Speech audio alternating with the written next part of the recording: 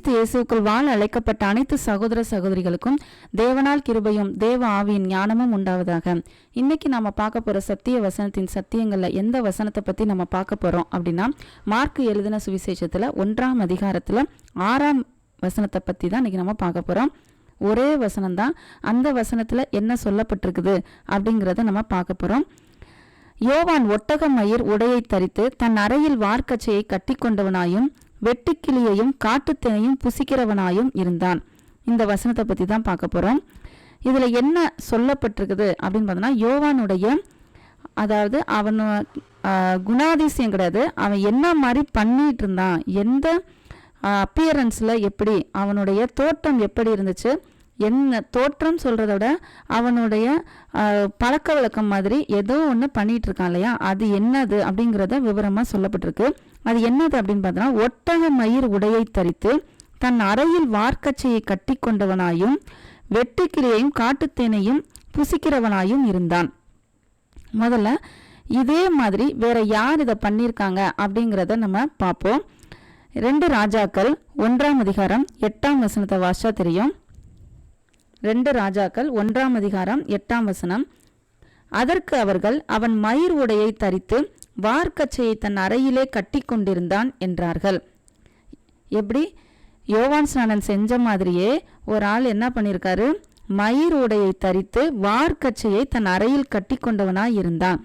இது யாரு அப்படின்னு பார்த்தோன்னா அதே வசனத்திலே போட்டிருக்கு. அப்பொழுது அவன் திஸ்பியனாகிய எலியாதான் என்று சொல்லி, அது யாரு, எலியாதான். நம்ம கடைசி சத்தியத்திலே என்ன பார்த்தோம் அப்படின்னா, யோவான்கிறது யாரை பத்தி சொல்லப்பட்டிருக்குது அப்படின்னா, யோவான் ஸ்நானனுக்கு யாருடைய ஆவி சொல்ல இருக்குது அப்படின்னா, எலியாவின் ஆவி இருக்குது அப்படிங்கிறத பார்த்தோம். அதனாலதான் யோர்தானுக்கு என்னை அனுப்புகிறார் அப்படின்ட்டு எலிசாட்ட சொல்லுவாரு. அந்த வேலையை இங்க திரும்ப என்ன பண்ற மாதிரி இருக்கு, ஆரம்பிக்கிற மாதிரி இருக்குது. இது யோவான் ஸ்நானன் தான் எலியாவா, எலியாதான் யோவான் ஸ்நானா அப்படிங்கிறதுக்கு விடை இதை முடிய போகும்போது நமக்கு தெரிய வந்துடும். அடுத்தது என்ன அப்படின்னு பார்க்கும்போது, என்ன சாப்பிட்றாரு அப்படின்னா வெட்டுக்கிளியையும் காட்டுத்தேனையும். அப்போ இது என்னடா வித்தியாசமா இருக்கே, வெட்டுக்கிளியும் காட்டுத்தேனையும் சாப்பிட்லாம், இதெல்லாம் சாப்பிடலாமா அப்படின்னு பார்த்தோம்னா, கட்டாயம் சாப்பிட்றதுக்கு அலோ பண்ணியிருக்காரு தேவன். லேவிய ராமத்துல 11ஆம் அதிகாரத்துல 22ஆம் வசனத்தை வாசிச்சா நமக்கு புரியும். வெட்டுக்கிளி ஜாதியா இருக்கிறதையும் சோலையாம் என்னும் கிளி ஜாதியாம் இருக்கிறதையும் அர்கோல் என்னும் கிளி ஜாதியா இருக்கிறதையும் ஆகாபு என்னும் கிளி ஜாதியா இருக்கிறதையும் நீங்கள் புசிக்கலாம். அப்ப கரெக்டா தான் அவர் என்ன பண்ணியிருக்காரு, புசிச்சிருந்திருக்கார். ஏன் இதை புசிச்சாரு அப்படிங்கிறதுக்கு நமக்கு இப்போதைக்கு நமக்கு என்ன இல்லை, விடை இல்லை. ஆனா இதற்கும் காரணங்கள் இருக்கலாம். அது நம்ம தெரிய வரும்போது நம்ம இதை பத்தி பார்ப்போம். ஆனா வெட்டுக்கிளியையும் அவர் புசிக்கலாம் அப்படிங்கிறது நமக்கு இப்ப தெரிஞ்சிருச்சு. காட்டுத்தேனையும் அவர் புசிச்சிருந்திருக்காரு.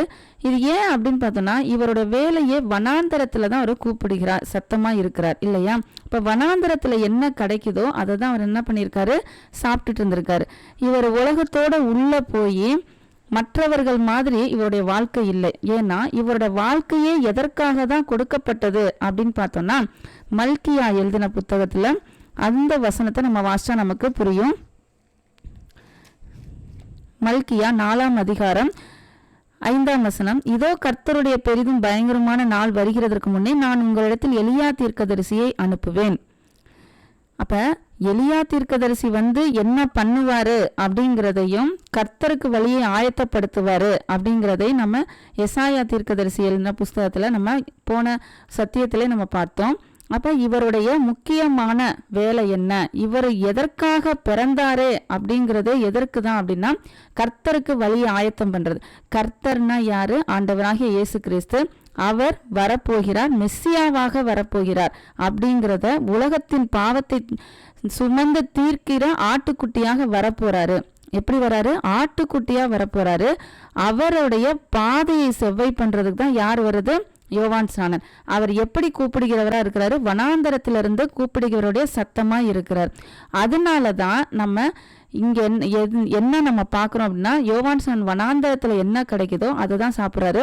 அவருடைய அடையாளங்கள், அவருடைய உடையின் அடையாளங்களை வைத்து இதை பார்க்கும்போது இவர் யாராவாக இருக்கலாம், இவர் யாருடைய ஆவியை கொண்டவனாக இருக்கலாம் அப்படின்னா எலியாவின் ஆவியை கொண்டவனாக இருக்கலாம் அப்படிங்கிறது நமக்கு புரிய வருது.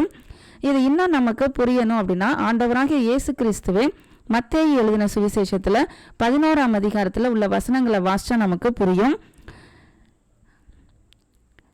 11வது அதிகாரம் வசனங்கள் 14வது வசனம். நீங்கள் ஏற்றுக்கொள்ள மனதாயிருந்தால் வருகிறவனாகிய எலியா இவன்தான், கேட்கிறதற்கு காதுள்ளவன் கேட்க கடவன் அப்படின்னு சொல்றார். வருகிறவனாகிய எலியா இவன்தான். இதை யாரை பத்தி சொல்றாரு அப்படின்னு சொன்னா அதுக்கு முந்தின வசனத்துல இருக்குது.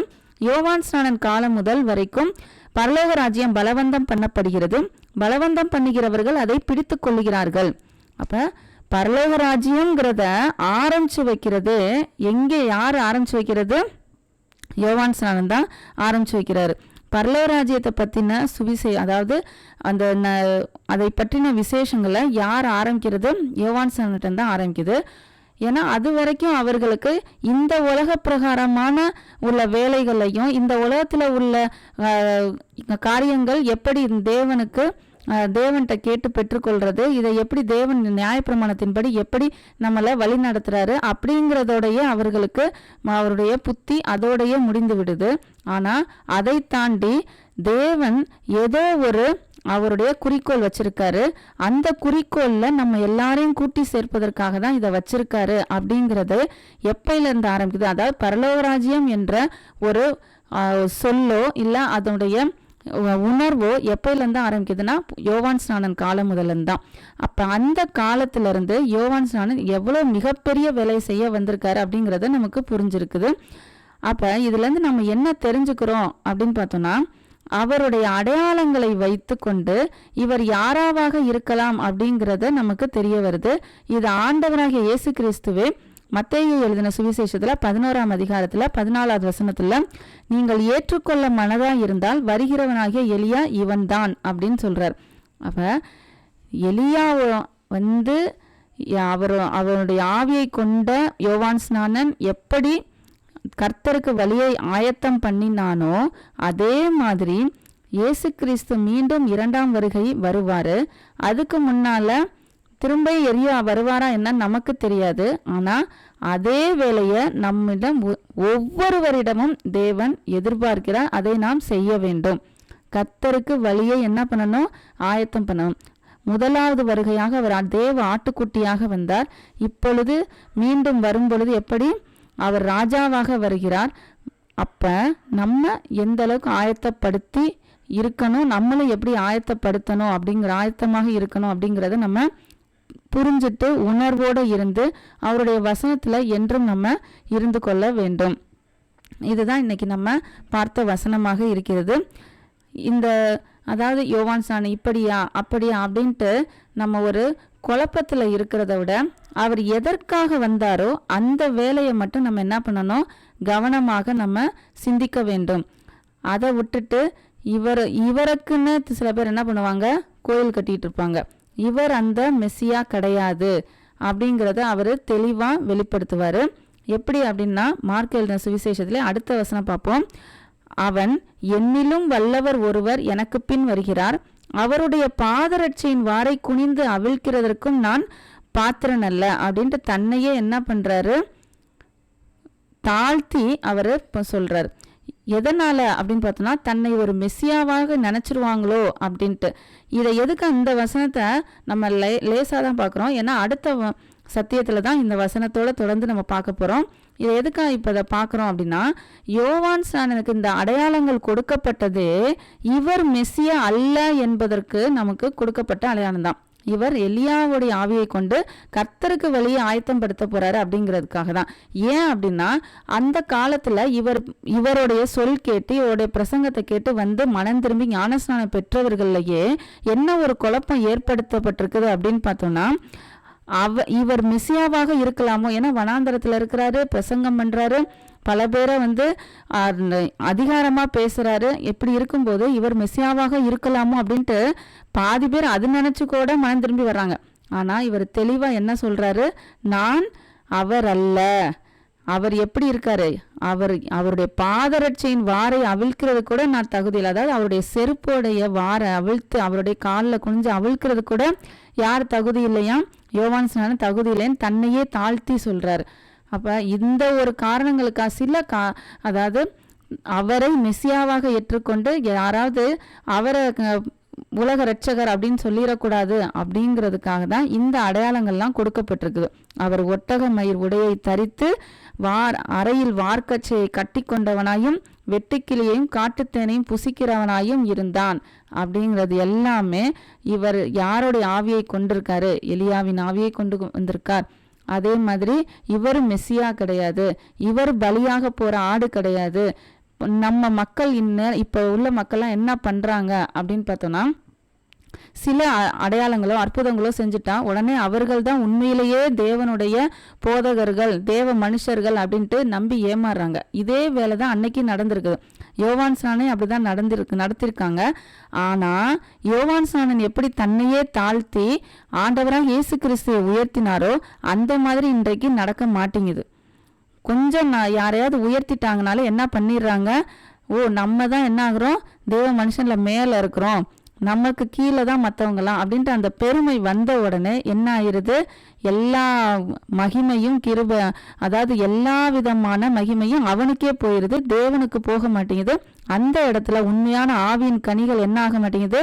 உற்பத்தி ஆக மாட்டேங்குது. அப்ப அவர்கள் சொற்கேட்டு அவர்கள் பின்னால போறவங்களும் என்ன ஆயிடுறாங்க? ஒண்ணும் இல்லாம போயிடுறாங்க. நல்லா தெரிஞ்சுக்கலாம். அதாவது அந்தந்த மரத்தை அதன் கனியினால் அறியப்படும். பெருமைக்குரிய ஆவியுடைய ஏதாவது ஒரு போதகர் இருந்தாங்கன்னா அவர்கள் பின்னால போகிற மக்களும் எப்படிதான் இருப்பாங்க? பெருமையின் ஆவியோட தான் இருப்பாங்க. இதை நம்ம நல்லா கவனித்து சிந்திச்சு பார்க்கலாம், இல்லை உணர்ந்தும் பார்க்கலாம், கண்ணோக்கியும் பார்க்கலாம். எந்த ஒரு போதகரும் பெருமையிலையும் மேட்டிமையிலும் இருந்தாங்கன்னா அவர்கள் பின்னால அவர்கள் சொல்தான் தெய்வ சத்தம் அப்படின்ட்டு போறவங்களும் எப்படிதான் இருப்பாங்க? பெருமையில தான் இருப்பாங்க. அந்த மாதிரி ஒரு வஞ்சனையில நம்ம விழுகாம எந்த நேரத்திலையும் அவர் பெருகவும், ஆண்டவராக இயேசு கிறிஸ்து பெருகவும் நாம் சிறுகவும் தம்மைத்தான் நம்ம என்ன பண்ணணும்? தாழ்த்தவும், அவர் என்ன சொல்றாரோ அதன்படி நம்ம கேட்கவும் அதன்படி செய்யவும் தான் வேண்டுமே ஒழிய ஒரு ஆளோ யாரோ கூட இருக்கவங்களோ புகழ்ந்துட்டா உடனே நம்ம என்ன ஆயிடக்கூடாது? மேட்டிமை வந்துடக்கூடாது. உலக பிரகாரமான இருக்க மக்களுக்கு தான் வரும். ஆனா தேவனுடைய வசனத்தை கேட்பவர்களுக்கும் என்ன ஆகுது? இப்ப வருது. அதனாலதான் என்ன ஆகுது? இந்த வசனம் புரட்டி போட்டு என்னது போதிக்கப்படுகிறது, திரிச்சு போதிக்கப்படுகிறது. எல்லாரும் இயேசுவை தானே சொல்றாங்க, எல்லாரும் சர்ச்சுக்கு தானே போறாங்க அப்படின்னு நினைச்சு நம்ம நம்பி ஏமாந்துறோம். அப்படி கிடையவே கிடையாது. யோவான் ஸ்நானன் இருந்த அந்த தாழ்மையின் ஆவி ஒவ்வொருவருக்குள்ளும் நமக்கும் என்ன ஆகணும்? இருக்க வேண்டும்.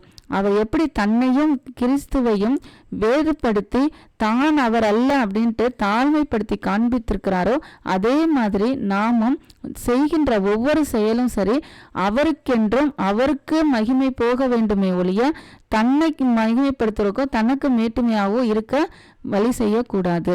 இதுதான் நம்ம இன்னைக்கு கற்றுக்கொண்ட சத்திய வசனமாக இருக்கிறது. அடுத்த சத்தியத்தில் இன்னொரு சத்தியத்தோடு நம்ம பார்ப்போம்.